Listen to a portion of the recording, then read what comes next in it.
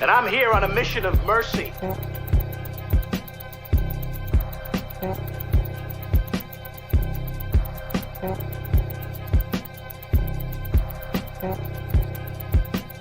Money's out there, you pick it up, it's yours. You don't, I got no sympathy for you. Do I have your attention? Do I have your attention?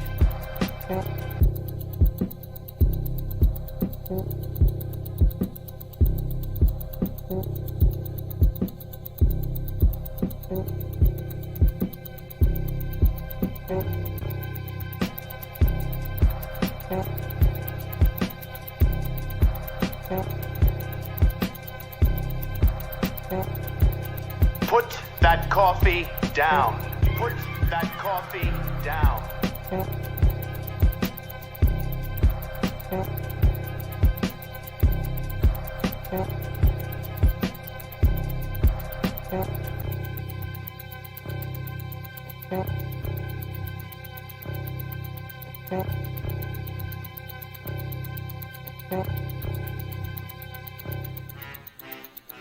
That's my name. That's my name. The champ is here! The champ is here! The champ is here! The champ is here! The champ is here! The champ is here! The champ is here! The champ is here! The champ is here! Only one thing counts in this life. Get them to sign on the line which is dotted.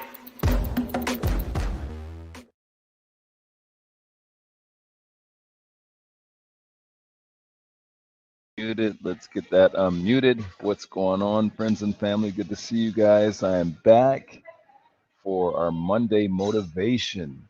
Took last week off. Last week was a holiday, but as you all know, this is what I do. Every single week, we try to come to you for like 15 minutes or so of motivation to get your Monday started off right, get your week started off right. It's something that I like to do just because it's fun for me. It's fun for me, and it's another way that I get to serve the community. Today is a special day.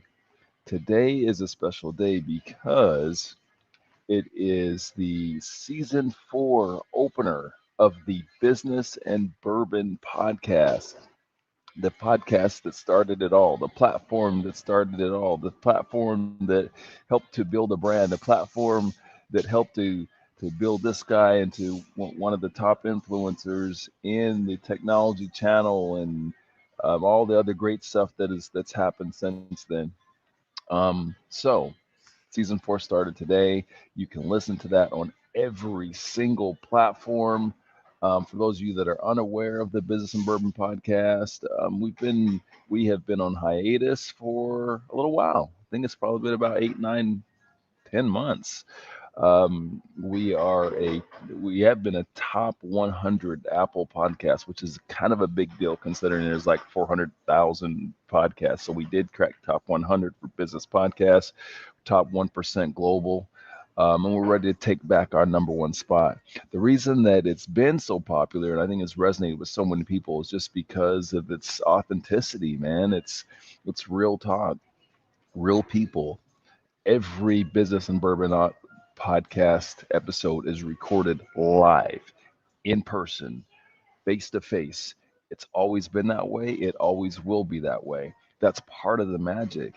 It's part of the magic. There are a lot of podcasts out there, and anyone can do a podcast. Anyone can hop on a Zoom or whatever other virtual platform. But let me tell you something. There is something different when that person is sitting across the table from you, and maybe you guys are enjoying a cocktail like we've done on that podcast. And man, I pull some magic out of folks, man. They're really comfortable in being their authentic selves and sharing the journey, sharing their stories in ways that you just don't get on other platforms. I find that on other platforms it's far more superficial, right? It's far more like, so people, listen, I've been on lots and 300 podcast episodes of various podcasts I've guested. And let me tell you something that I've learned over the course of that of that time.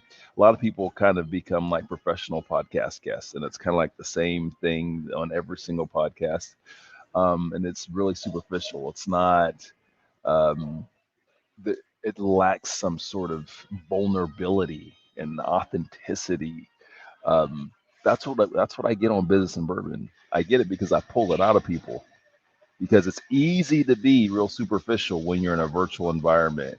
But when you're sitting across the table from someone, not in a studio, in a comfortable environment like we do in Business and Bourbon, I pull some magic out. And so I got a little clip from you guys for you guys from today's season one opener that dropped. I'm gonna pop links in here in the comments so you can make sure and go and subscribe if you're not already a subscriber of that podcast, and check out this week's episode. We'll be dropping new episodes every single week. I'm talking about, I want you to be able to do business here. I want you to, here in Las Vegas. You're speaking my language. You're And- talking about humanizing. You're talking about outcomes, man. Like, we got to think about how whatever our solution is, whatever product we sell, widget, how it impacts that person. Exactly. Yeah. If you're not impacting them and the way they do their business, Yeah. then you're not making them successful. And why are you selling it to them? Yeah. Why should they buy it from you? They shouldn't. So I'm all about helping them stay connected to their clients and do business anywhere. So that's a brief clip from today's episode of Business and Bourbon. You guys probably wondering where I'm at. By the way, let me just pop that in real quick. Yes, I'm in Buckhead here in Atlanta, one of my favorite coffee shops. Getting work in, headed in down to my office here in Atlanta, and yeah, wherever I'm at, that's where I'm going to do this Monday motivations. I may be in the studio, I may be on the road, I may be in between meetings, but that's what it is. Anyway, back to the Business and Bourbon podcast. If you have not subscribed to that, please do. I got to tell you something. This episode, man, I have not cried.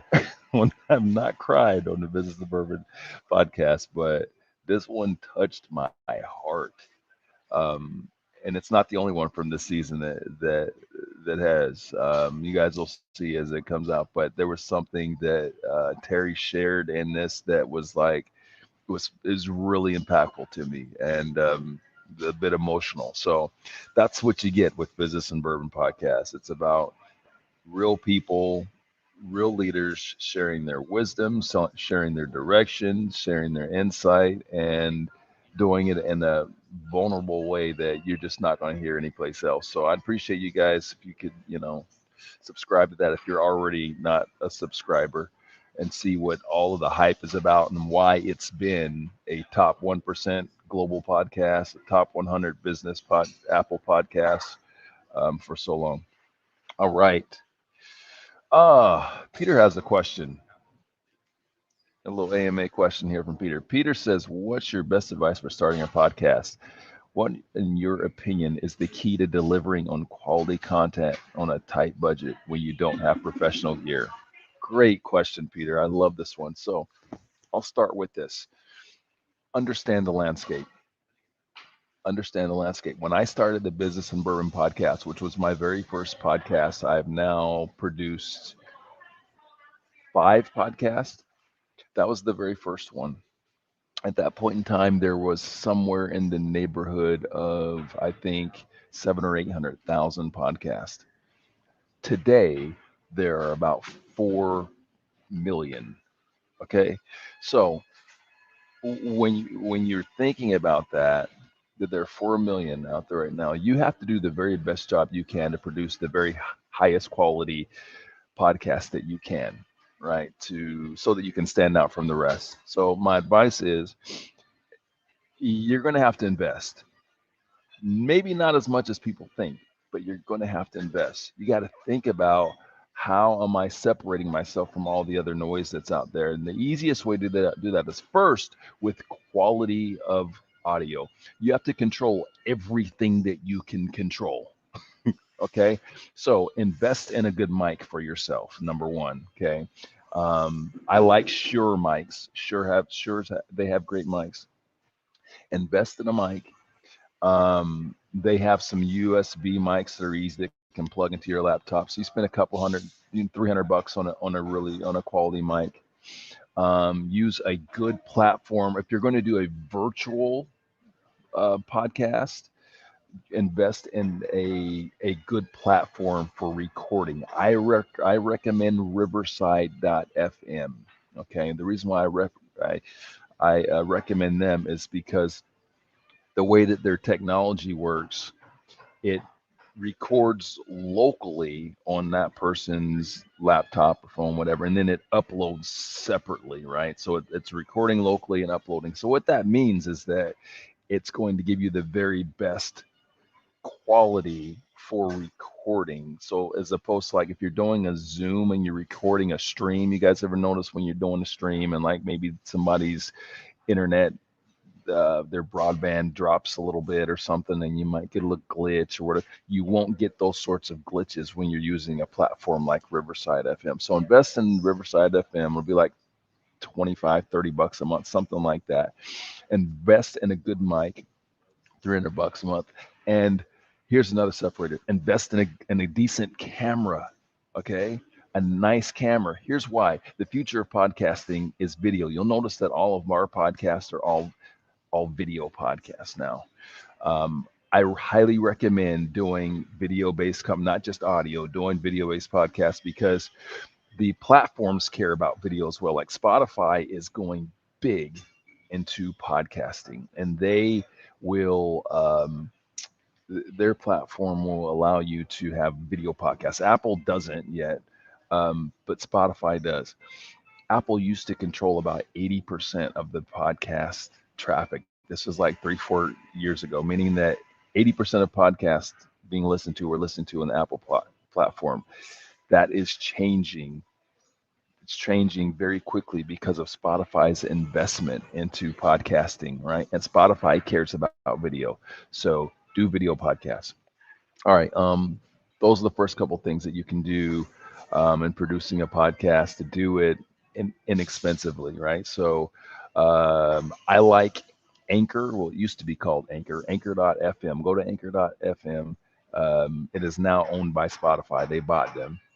It's free for hosting your podcast platform, but they have production tools inside of their platform that will allow you as a new podcaster to kind of produce inexpensively. So start there, get a mic, okay? Get a decent camera if you don't have one already, and Riverside FM. So I'm really talking about an investment of, $300-$400. All right, $300-$400, and an investment in time. Right. I will give you another secret, Peter, to the successes of my platforms and my podcasts is that my podcast and my platforms have been really successful because we've done a really great job in creating micro content. So even before Business and Bourbon, which season 4, which just launched, guys, make sure you get on Business Bourbon season 4. Before season 4 launched, back when we were, in the previous seasons, we were not a full video podcast, right? It was just audio, but I always had cameras. So I always had cameras in there recording content. We take that footage and create micro content. That's the reason why Business Bourbon has gotten so big, is because we created micro content from the podcast. Okay, so creating clips, and those clips have helped us to grow the audience and to become really successful. Even though the podcast itself wasn't in a full video format, now it is in full video format. So that's something I would look to do if you're wanting to have a successful podcast. Think less, because it's harder and harder. Again, there's 4 million podcasts out there. It's harder and harder to separate yourself on the podcasting platforms themselves, right? It's harder to get attention. There's 4 million. There's not only 4 million podcasts, but there is a machine that is built to prevent you from getting organic reach. Okay, that machine is podcasting companies. You guys have heard of them: PRX, Wondery, Pushkin, right? That produce podcasts, and they have lots of podcasts and lots of money, and they dominate the algorithms. So the best way for you to grow your podcast organically is by creating micro content, which again, if you're using a platform like Riverside.fm, it can help you with that. But anyway, it's by creating micro content and then sharing that micro content on social media platforms to grow your audience organically. Because just putting it out there now, like that ship is sailed, guys. Putting a podcast, making a podcast, putting on Apple and Spotify, and just hoping that your great content is going to create an audience, ship is sailed. That worked 5, 6, 7 years ago. Today, it will not work. It will not work because you're drowned out by the money machines of these major podcast production companies. So now create micro content, share it on social organically. And if you want to do some pay for per click campaigns on your micro content, that could probably help you as well. But that'll help you to grow your audience. All right. Kind of like some Disney podcast. Sorry, I'm reading Peter's comment. I hope that I think it's great advice. Creating American slice. Yes. Yeah, Peter, you may have heard a lot about it, but a lot of people aren't doing it. And which this actually kind of ties into what my topic is today that I want to share with you guys. So, okay, let me answer Peter's next question first. Do you rely on third parties to help you produce micro content? Do you know of any tools? So, nice job. Any tools to help streamline creating such content? Great question, Peter. All right. So, Ronell, as you see today, is not the same as Ronell 5 years ago. Yeah, I have people, I have teams, that kind of can help with things because I can't do everything myself. I have 3 different companies. However, it wasn't always that way. And in growing my podcast, and even today, I do some of my own editing of micro content. All right. Here's what I would advise. When it comes to micro content for distribution on social media, less is more. Just try to be simple. If you see the clips, I will give you an example right here, Peter. Hopefully this helps you guys. Let me show you this, and I'll tell you how this was created. Hold on. And this dude grabbed me and goes, "Oh, hey, Keenan, you Keenan?" I'm like, "Yeah." He goes, "Oh, I love your stuff. I watch your videos. You're awesome." I'm like, "Cool." And he said something, and I was like, "Oh, awesome." I said, "So did you read the book?" He goes, "Oh, no, I keep meaning to read the book. I haven't got it." I'm like, "Are you kidding me? It's like you have been following me and you didn't buy the book." And I think to myself, he's like, "Oh, I know." I'm like, "I don't do that for sales." Okay, the book was only $27 or $17 if you do the soft cover. So it's like $5 to me. I don't give a about the $5. What blows my mind is that people don't invest in themselves. So you've been following me all this time. I got all of this advice, and yet you don't actually go read the book, which acts as the foundation for about 85% of all the content I create. Mind blowing. Okay, so that piece of micro content right there, you guys will see how simple it is, right? Less is more. Less is more. Let me tell you how that was created. I created that one myself, none of my editors or production company, which I have lots of content that is sent to editors and everything. Micro content like that is created using 2 apps, okay? Video Leap and Captions. That's it. Okay, so I use Video Leap to take a clip from our podcast, and that's how I will format it. I'll add the music, add that little overlay that you saw, and then I will send that. Then I'll take that and put it into Captions, and Captions is fantastic. Captions is fantastic at creating the captions that are over the top of that, right? The technology, I've been messing around with this stuff for years, guys, and the technology is amazing now. Thanks to AI, the accuracy in those captions, I rarely have to go in and even correct anything. So, Peter, that's how I create some of the micro content, and how someone starting out in podcasting can create simple micro content. Something like that might take you 15 to 30 minutes. When more experienced you are at doing it, it'll be much faster. It's just about exporting the video and then formatting it a bit. And then once you have your little template set up, you're good to go. So the biggest investment, other than the cash investment that I just talked about for podcasting and video podcasting, the audio and the video. And again, I think those are non-negotiable.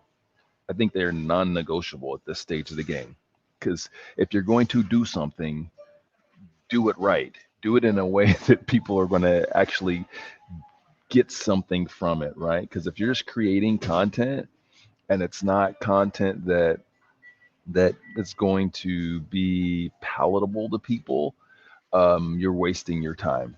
So recording off of your phone, recording off of shitty mics, or recording using your laptop or your PC is just not a great idea.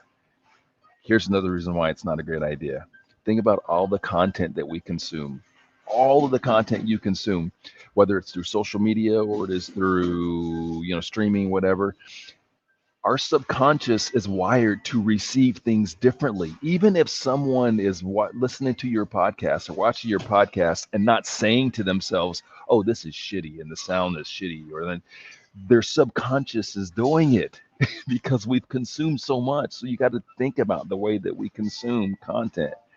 So again, make the investment. If you're going to do a podcast, get a mic, get a video, get a better camera, non-negotiable. Okay, at this stage of the game, and create micro content. That's how you're going to market your podcast. That's how you're going to market your stuff. And in fact, guys, I've got people, probably thousands of people out there that are fans of Business and Bourbon and never listened to a full Business and Bourbon episode, but they've seen the clips on social media and they love the clips and they love and they probably don't even know that there's a full podcast. I don't care, because it's all good. It's all good to the brand. It's just a different way of consuming. Another thing to think about, podcasting is a long form way of delivering content and messaging. Not everyone digs long form. That's another reason why micro content is important. Like I said, I got people that love the brand, that love Business and Bourbon, probably never listen to a full podcast episode, and there's nothing wrong with that. The beauty of creating long form content like a podcast and with video is that when you chop that up and through micro content, you're repurposing it. So now one podcast episode, I'll give you an example with Business and Bourbon. If I'm doing a 30-minute podcast episode, that 30-minute podcast episode, this is the power in this. Listen to this.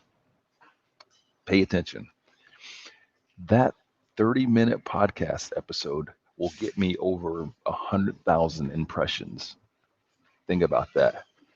100,000 impressions. How do I get 100,000 impressions? Well, because I have my podcast audience, which by the way, the podcast audience is the smallest number of those impressions. Those are the people that subscribe and download the podcast every week. That's the smallest number of impressions I'm getting. I got those people. I've got micro content on YouTube. I've got micro content on LinkedIn. I got micro content on Instagram. I got micro content on Facebook, right? Each one of those episodes, I'm going to create probably anywhere from 4 to 7 clips, okay? Micro content clips from each one of those episodes. And then distributing it over 4 different channels. That's how we take and then we have our newsletter and all that stuff as well. But that's how I take one 20, 30-minute piece of content, long form content, and get 100,000 impressions out of it. That's powerful. Let's see. Let's see what Mark is saying. What's happening, Mark? Micro content is key. Attention spans. Yes, absolutely. I agree. And Mark says, does your book go over micro content? No, my book is totally about sales, my guy. It is totally about sales. So, and it's about really building a sales business. That's what Shut the Hell Up and Sell is about. But who knows? My next book may be about marketing, may be about social and leveraging micro content and everything. But here's my topic today. First of all, this thing is always about serving the audience. So Peter, thank you for checking in. Thank you for coming with your question. Because at the end of the day, my one agenda is to serve the audience. So it doesn't even matter what I had things lined up to talk about. None of that shit matters. What matters is making real impact. That's why I'm doing this live. That's why I do it live. So Peter, thank you for coming with that. And I hope that I brought value to you. Okay. But this does tie into what I wanted to mention today. So success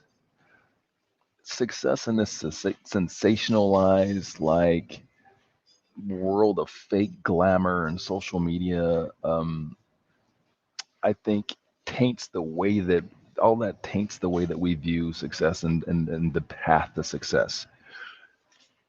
Success is boring. It's largely boring. Here's what I mean by that. The path to success in anything, and I'm trying to teach this, this is something I try to teach my sellers, try to teach my kids, and I'm hoping to impart to you all there. It's about discipline and consistency, and that shit is boring, and it's difficult, and it's tedious. It's discipline and consistency. All this great advice that I just gave Peter on how to create a podcast, how to be successful with that, and leveraging it for business, leveraging it to grow your brand. None of that matters if you cannot apply discipline and consistency. This thing that I'm doing right here with you guys, I've shown up to this thing. I don't know how many weeks there's only been 1 or 2 weeks that I've taken off since I started this thing. And that was because of holidays. Every single week, doesn't matter whether there's one person or 100 people, I'm there. The podcast, the way we've been able to build the content, the podcast is through consistency, discipline. So as you're thinking about Peter, and those of you that you're paying attention, thinking about podcasts and everything, that's what I want you to take from this, is that if you're going to be successful with that or anything that you're setting out to do this week, and for my sellers out there that are thinking about sales, I don't want you to think about the big numbers. Think about small numbers and bringing consistency and discipline to that. A couple weeks ago, I posted on social media, I talked about five quality outreaches a day. That's it. 5. If you do 5 quality outreaches, meaning that you are outreaching to people that you've got good alignment with, they're a qualified prospect, you do 5 of those a day and just stick with that every damn day, you will be successful. I'll guarantee it. It's the same thing whether you're talking about the podcasting like we're talking about today, or social media content. A lot of you guys are concerned about building personal brands and all those sorts of things. It's all about consistency. So think smaller to get bigger. And what I mean by that is take a small number that you can hold yourself accountable to and just apply discipline and consistency to that every damn day. An easy way, it's not easy, but an easier way to do it is peer pressure. The greatest motivators in our culture is peer pressure, right? Like all of us that are parents know about that. Peer pressure, all of us we've all been through it. We were kids. Like peer pressure is a mother, right? So if you're setting out to do something like Peter wants to do with a podcast or whatever, put it out into the world. Tell the world about it. Tell your peers about it. Tell your friends about it. Tell your family about it. And that peer pressure will keep you in line, keep you disciplined enough to keep doing what it is that you need to do because you told people that you're going to do it. Same thing with sales. So my sellers out there, if you're like, hey, listen, I need 5 quality outreach, bring your team into it. Bring your manager into that conversation. Again, peer pressure is great. So bring your colleagues in and let them know what you're going to do and let them hold you accountable. All right. Okay, self-help don't help if it, man, do you think, okay, Matthew has a question I'm gonna get into. Mark says the right spot on, self-help don't help if it lacks discipline. That's true. And we lack discipline as a whole, as a culture. It just is what it is. That's not an indictment. It's just the reality. Like we don't we don't need discipline in a lot of areas of our life because things are so easy and accessible, right? Without discipline. But if you want to be successful in business and sales, it requires discipline and consistency. All right, let's see what Matthew's question is. Do you think the SaaS B2B GTM model has run its course?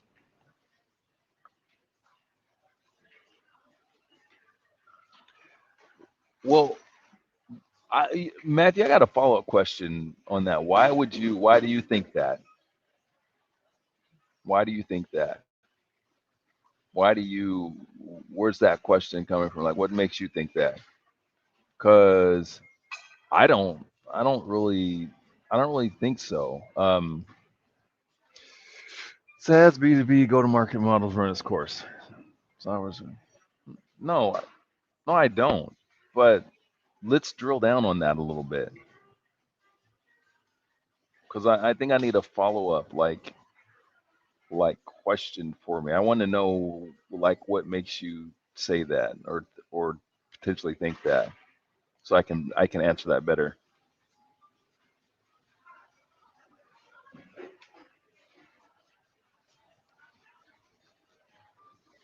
Because Silicon Valley Bank is done. Uh,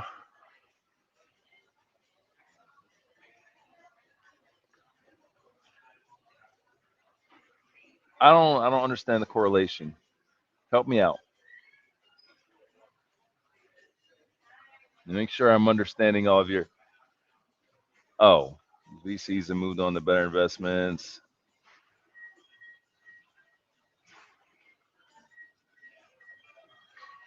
Mm.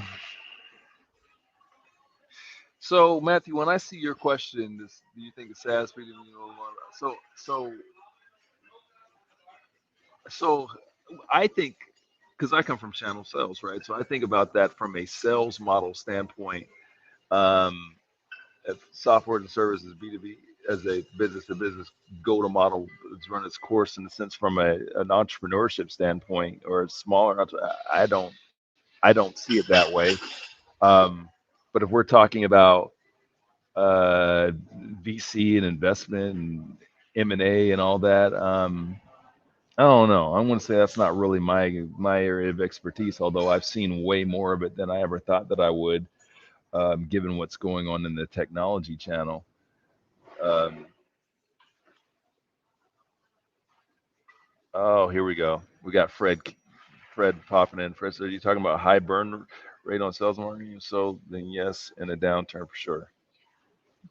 See, it's good to have smart people in the community. This is what I want, guys.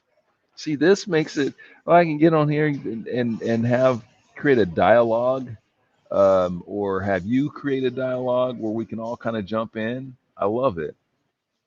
Ah, see, and then Matthew says, "Fred, you got it." See, it's my guy Fred Stacy pop it in. Okay, all right. Uh, those better investments, what are they? Just curious from your perspective, Matthew. I don't know. Um, I know in the from my perspective in the technology B2B sales products world, it hasn't really doesn't appear to have slowed that much. But I don't know. Again, Fred, what do you think? I know the trickle down hasn't slowed down. I know that much. I know that the amount of venture capital funds being invested into MSPs and agents hasn't slowed at all. Like money moved from Silicon Valley to Silicon Valley. Gotcha. Matthew says VC money moved from Silicon Valley to other sectors. Yeah.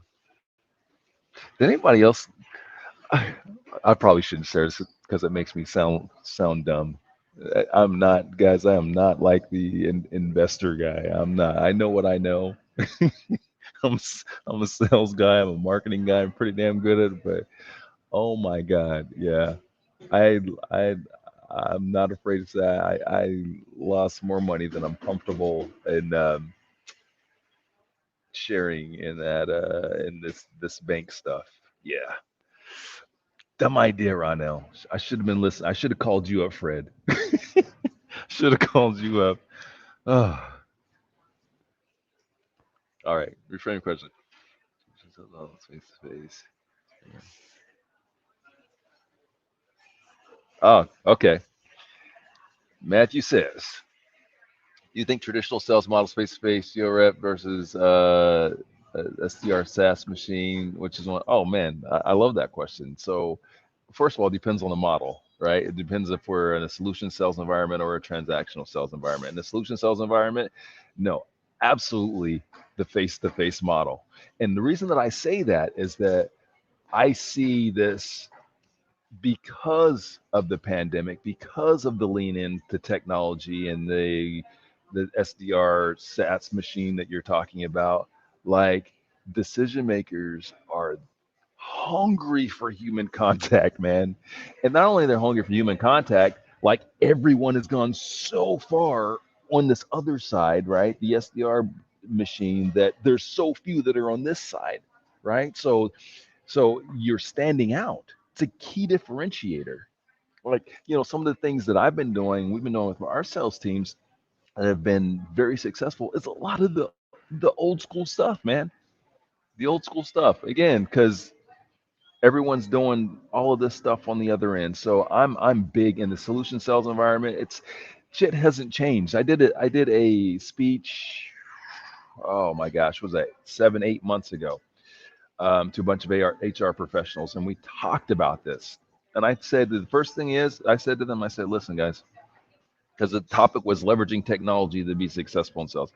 And I said, the first thing that they need to know, and I put this big thing on the screen, and it was like this old school looking like 1950s sales guy. And I said, what's old is new?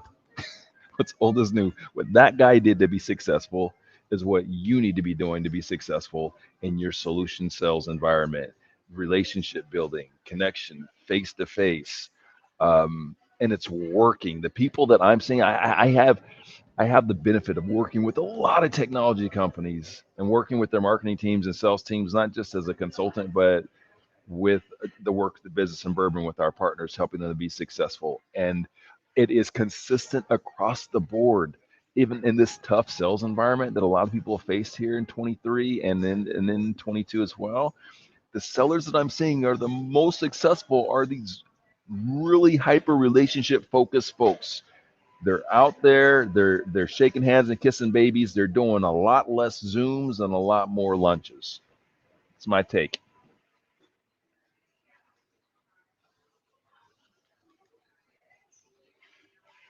You're welcome, Matthew. Guys, this has been fun. I appreciate the participation. I appreciate the questions, and that's what this is really about at the end of the day. And hopefully, even if it's a question that I can't answer, that it creates dialogue from really smart people that are on this Zoom at the same time, and hopefully you guys can connect. So Matthew and Fred, if you guys do not know each other, please connect. Fred is a really smart guy I've known for a super long time, Matthew. So maybe you guys can form a relationship. New my academic conversation. Yes.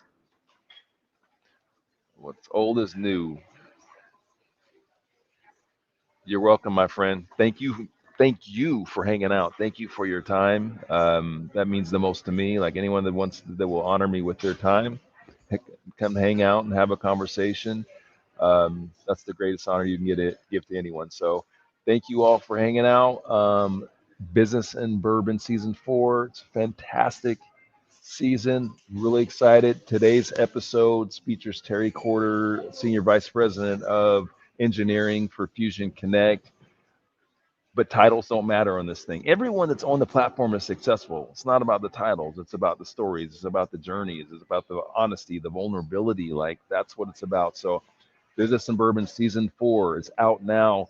Apple, Spotify. I would encourage you guys to watch it on Spotify, though, because Spotify is full video. Apple, no video. Spotify, full video. So get on Spotify, Apple, YouTube. It's that our podcast has been around for so long. It's on every platform. It's been really, really successful. We've been on an 8-9 month hiatus. We're back, and as good, if not better than ever. So thank you guys. Have a great week. Shut the hell up, sell. Get the book if you don't have it. Get the audio book if you don't have it. And appreciate you guys again. Have a great week. Peace out.